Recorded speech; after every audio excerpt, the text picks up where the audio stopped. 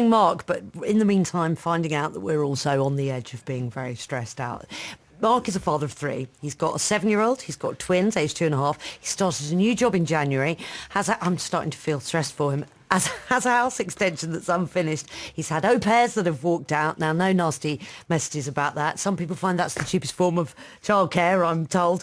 We sent stress management expert Neil Shah over to Mark's house to see just how stressed out he is. Neil, how are you doing? I'm wonderful. How are you? You know how I am, because you've seen the results of my stress test. Yes, we'll come to that. We'll come to that later on. Tell us about Mark. Tell us about the test you put him through. Okay, so we use a test called the heart math. It reads heart rate variability. It's looking at heart and brain coherence and just giving us an indication of how stressed Mark was at the time we ran the test, and then just being able to feed back to him how he can change his state very quickly. Okay, let's hear what happened when you went to meet Mark at his home. So what we're going to do now, we'll get the test running. Just want you to relax. Yeah. And we're going to get a sense of what's going on under the bonnet. We're reading your heart rate variability. So we're just mapping your heart activity. If you went to hospital and had a cardiogram done, this is your pulse. It'll let us know the beats per minute. So you're currently standing at about 85 beats a minute. When we're stressed, your brain is focused on what's causing the stress, your heart's pounding its chest, and you're essentially working in a fight or flight state of survival. On our test here, red essentially indicates stress. Green indicates a state of balance, or you're not stressed, and blue is a medium state where you're neither stressed nor relaxed. Now, it's a very subjective test. It's only telling us what's going on right now in your body. And firstly, in the minute and a half we've been running the tests, this is showing that you 93% of the time have been in a state of stress. Does that kind of reflect how you're feeling at the moment? Do you feel stressed? Hey, I'm thinking about jobs that need to be done, things to do tomorrow, rather than relating to just thinking here about sitting here. That's the problem. So yeah, it's trying to remove myself so that I can have some thinking time and just after being at work and trying to concentrate. And absolutely. I think, Mark, if we reflect back to some of our earlier discussions, we talked about the bridge, and you described all these various different things on your bridge. Because you have so many different things on your bridge, you may be struggling to think about, well, where do I start? What do I focus on now? So even though there's something happening in front of you at this precise moment, you're having a discussion with someone, you're having your stress levels tested, because there's so many other things on your bridge, you can't even focus on what's happening in front of you right now. I'm going to teach you a really simple exercise just to bring your focus back into the here and now. So it's a very simple mindful breathing technique. Mindfulness literally means focusing on the now. So we're going to get you to focus on your breath. It's a really simple breath. So I'm going to ask you to sit upright in your chair with your feet flat on the floor. And I'd like you to imagine there's a triangle that starts at your belly button and the corners of the triangle are here at your hips. Inside that triangle, I'd like you to visualize a ball or a balloon. Every time you take a breath in, just imagine the air going in through your nose, into your lungs, down into your belly, and literally imagine your belly filling up with air. Right? And we'll do that together. Just take a nice slow deep breath in. At the top of the breath, we'll hold for 4 or 5 seconds. 3, 4, 5. Now exhale, pull your navel to your spine and fully deflate that ball or balloon. And once again, nice slow deep breath in.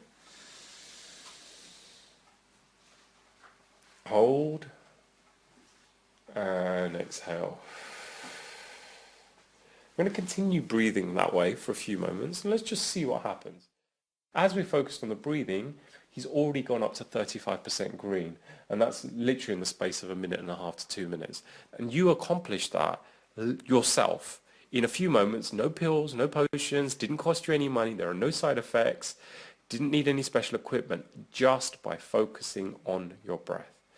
And Mark, one of the things I want you to always hold close to your heart is no matter what's going on, you always have the ability to do something. You always have the power to change what you're experiencing. I think it's just finding the time to do that and concentrate, because as Neil said, you're so up in the moment with the children or whatever it might be, or work, or what's going on in bits and pieces, that you don't stop to think. And it's from 6 in the morning till 9 at night, and then it's almost collapsed into bed, and you haven't stopped at any point to think about just taking that 2 minutes here, 2 minutes there.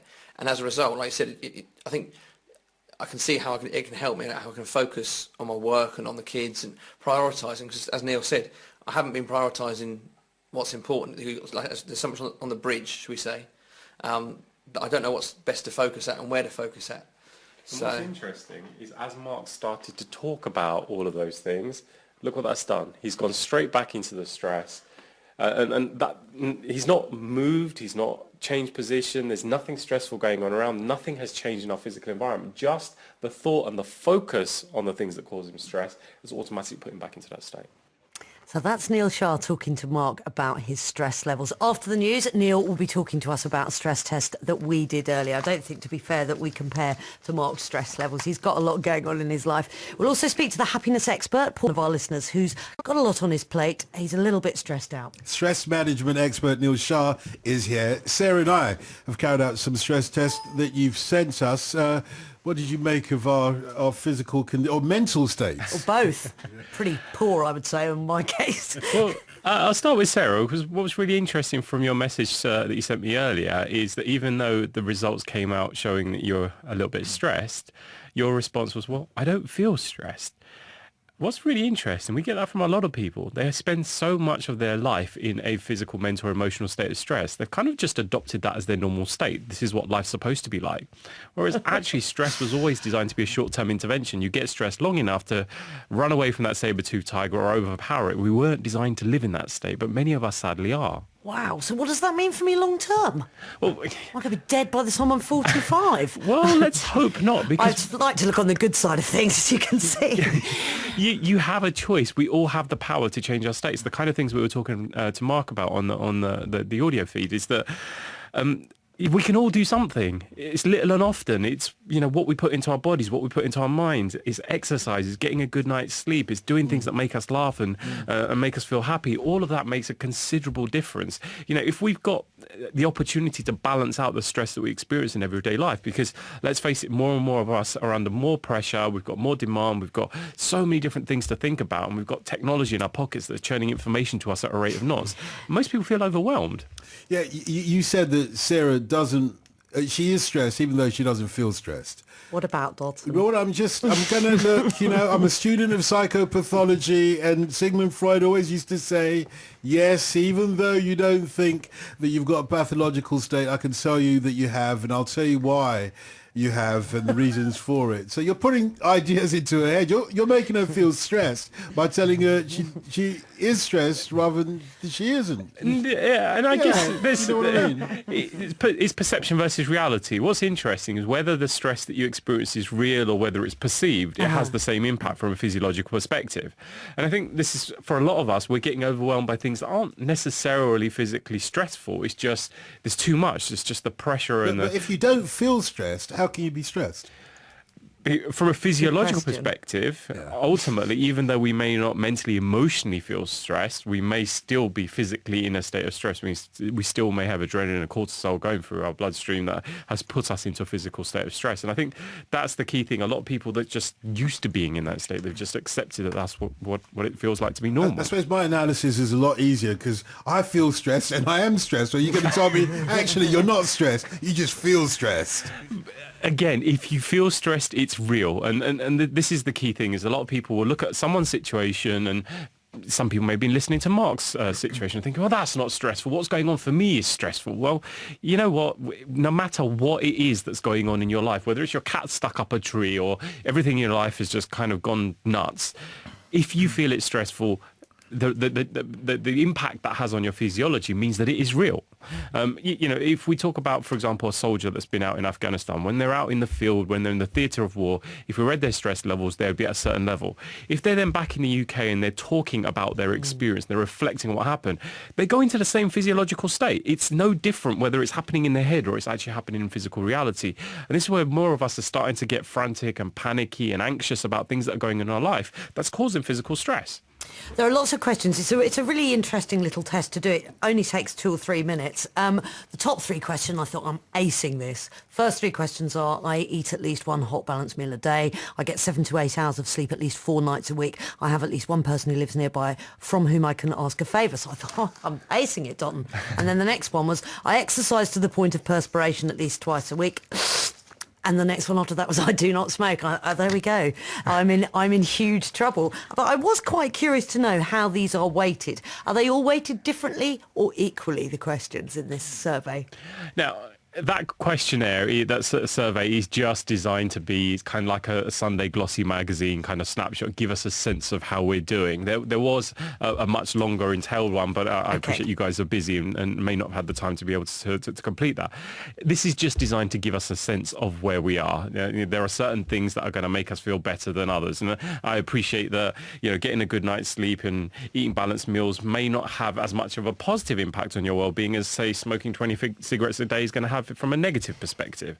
And ultimately, if there was a simple rule of thumb, that things that make you feel happy, things that make you feel good about yourself physically, mentally and emotionally are going to strengthen your bridge. The bridge we've been talking about, with Mark and last week. Yes, remind that, because in case people didn't tune in last week, just briefly remind us of that analogy, because it's very good. If we think of stress from an engineering perspective, let's think of a bridge, let's say Tower Bridge, and we put, a ton of double-decker buses, we put HMS Belfast, we put Boeing 747s. If we put enough weight onto that bridge, regardless of what bridge it is, how well constructed it is, any bridge on the planet with enough load applied to it will eventually collapse. Before it collapses, we're going to know it's not coping particularly well because it will start bowing, buckling, groaning, creaking under excessive pressure. Now, that's how an engineer would describe stress. They'd give you a formula, force over area equals pressure. When we were first offered that analogy, we started to think to ourselves, well, hold on a minute, people are exactly the same. If we put too much pressure, too much load, too much demand, work, financial pressures, family problems, relationship problems, etc., we put enough load and pressure on a person for long enough, that will also cause the individual to collapse, whether from a physical perspective, that could cause heart attack, cancers. There's so many illnesses that are directly connected to stress.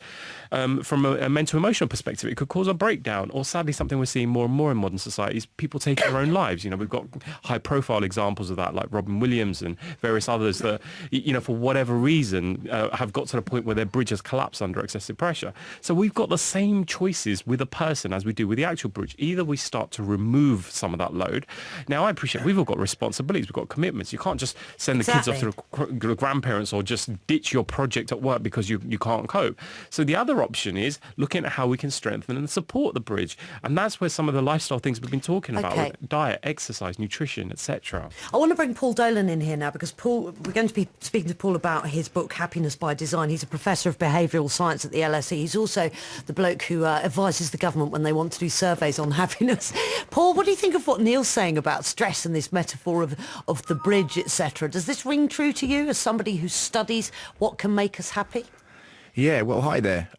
So first of all, one of the things that we know is that people respond to certain primes. So I've just heard the word stress about 1,000 times. Are you feeling and quite I feel really stressed stressed now. So thank you for that, Neil.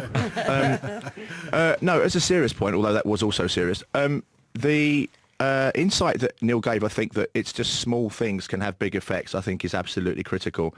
I think most of us know some of the things that I think I heard... I think it's, what's his name, Mark, saying? Yes, Mark. Was, it's finding those minutes every day, the 2 minutes. I just forget. So what we need to do is think about ways in which we can organise our lives, organise our days to make doing those obvious things easier.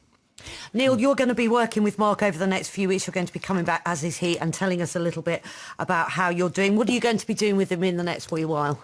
Well, at the moment, last week we set him up with an imaginary dog called Patch, who he takes for a walk every single day.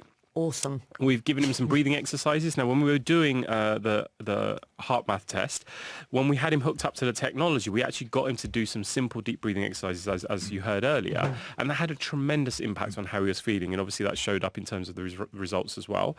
We've also tasked him to have some time set aside where he can talk to his wife. At the moment, because they're under so much pressure and they've got so many things going on, they just don't have much time for each other. So just talk to each other about how their day's going and the good things, the bad things, what they can do to help each other, so they can be more supportive of each other's bridges.